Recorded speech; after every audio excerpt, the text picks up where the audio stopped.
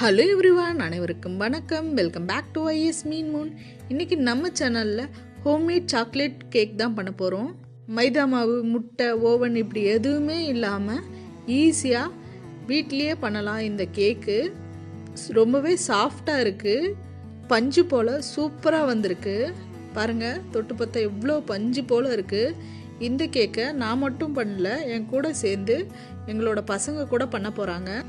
இப்போ ஸ்கூல் இல்லாமல் வீட்டில் பசங்க இருக்காங்க இல்லையா, ஸோ அவங்களுக்கு ரொம்பவே ஸ்ட்ரெஸ்ஃபுல்லாக இருக்கும் இந்த ஆன்லைன் கிளாஸு. இந்த மாதிரி அவங்களுக்கு பிடிச்ச கேக்கை அவங்களே பண்ணி சாப்பிட போகிறாங்க எங்களோட ஹெல்ப்போட. Marie biscuit, milk biscuit, chocolate biscuit, இப்படி எந்த ஒரு பிஸ்கெட் இருந்தாலும் இந்த பிஸ்கெட் கேக் ஈஸியாக நம்ம வீட்டில் பண்ணிடலாம். நீங்கள் இன்னும் நம்ம சேனலை சப்ஸ்கிரைப் பண்ணாமல் பார்க்குறீங்கன்னா சப்ஸ்கிரைப் பண்ணிவிடுங்க. கூட வர அந்த பெல் ஐக்கானையும் டப் பண்ணிவிடுங்க. வாங்க வீடியோ போகலாம்.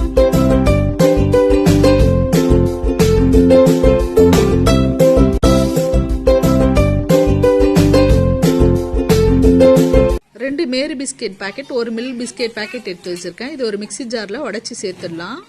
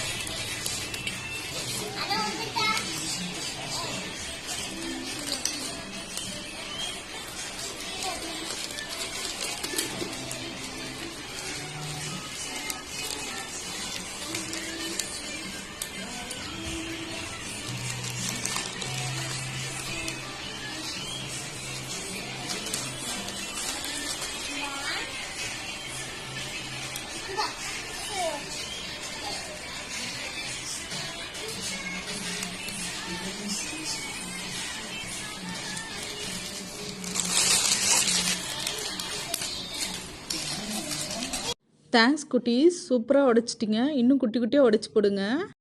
தம்பி நல்லா உடைக்கிறாப்புல. குட்டி குட்டியாக உடைங்கன்னா இந்த சைஸ் போதுமா, இந்த சைஸ் போதுமான்னு உடைச்சி சாப்பிட்டு உடைச்சி போடுறாரு. சாரி குட்டீஸ், என்னோட தப்பு தான். நான் ரொம்ப குட்டி குட்டியாக உடச்சி போடுங்கன்னு சொல்லியிருக்கணும். உங்களை உடச்சி போடுங்கன்னு மட்டும் சொல்லிட்டு போயிட்டேன். பாவம், உங்களுக்கு தான் ரெண்டு வேலை. இப்போ ரெண்டாவது குட்டி குட்டியாக உடச்சிட்ருக்கீங்க. அவங்களுக்கு தேங்க்ஸ் சொல்லி அமுச்சு விட்டுடலாம். இப்போ நம்ம பவுட்ரு பண்ணின்னு வந்துடலாம். இது மிக்சியில் கால்வாசி பிஸ்கெட்டை உடைக்கிறேன்னே சாப்பிட்டுட்டாங்க. பாருங்கள், மீதி இருக்க பிஸ்கெட்டை இந்த மாதிரி குறைன்னு பவுட்ராக அடிச்சுக்கலாம்.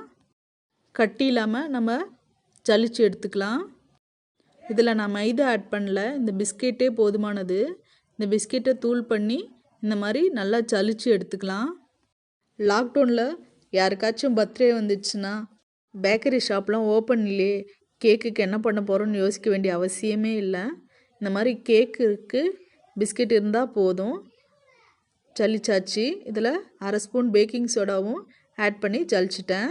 ஸ்வீட்டுக்காக நாட்டு சக்கரை, இது கலர் கொடுக்கும், அதனால தான் நாட்டு சக்கரை ஆட் பண்ணுறேன்.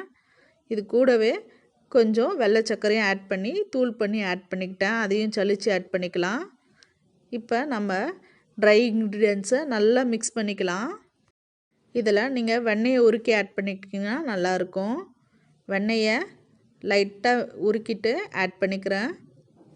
நம்ம முட்டை ஆட் பண்ண போகிறதில்ல, உங்களுக்கு தயிர் கூட ஆட் பண்ணிக்கோங்க. நான் இப்போ தயிரும் ஆட் பண்ணல, முட்டையும் ஆட் பண்ணல, வெண்ணெயை மட்டும் உருக்கி ஆட் பண்ணிக்கிறேன். இதை நல்லா மிக்ஸ் பண்ணிக்கலாம். இந்த வெண்ணெய் நம்மளோட கேக்குக்கு நல்ல ஒரு சாஃப்ட்னஸ் தரும். அது இல்லாமல் நல்ல ஒரு வாசனையாகவும் இந்த பட்டர் இருக்கும். அதுக்காக தான் பட்டர் ஆட் பண்ணி நல்லா மிக்ஸ் பண்ணிக்கிறேன். கொஞ்சமாக தண்ணி கூட ஆட் பண்ணிக்கோங்க. டேஸ்ட் நல்லா இருக்கணும்னா பால் கூட ஃபுல்லாகவே ஆட் பண்ணிக்கலாம். நான் கொஞ்சமாக தண்ணி ஆட் பண்ணி மிக்ஸ் பண்ணிக்கிறேன். இது கிளாக் வைஸில் தான் மிக்ஸ் பண்ணணும். எங்களோட குட்டீஸ் ஒரே சைடில் மிக்ஸ் பண்ணாமல் எல்லா சைடையும் நல்லா மிக்ஸ் பண்ணுறாங்க. ஒரு 1/4 கப்பு குக்கிங் ஆயில் எடுத்து வச்சுருக்கேன், அதையும் ஆட் பண்ணிக்கிட்டேன்.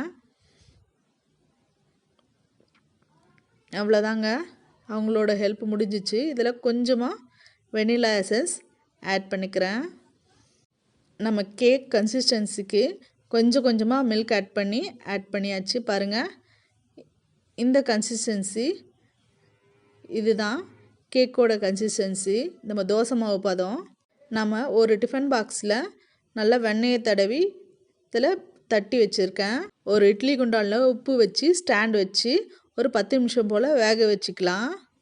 உங்கள் கிட்ட அடி கனமான பாத்திரம் அப்படி இல்லைன்னா இந்த மாதிரி குக்கர் வச்சு ஒரு 10 நிமிஷம் ப்ரீஹீட் பண்ணிக்கோங்க.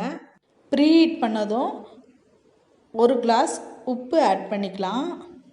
நான் நார்மல் உப்பு தான் ஆட் பண்ணியிருக்கேன். இது நான் ஆல்ரெடி யூஸ் பண்ண உப்பு, அதனால தான் இந்த கலர் சேஞ்ச் ஆகிடுச்சு.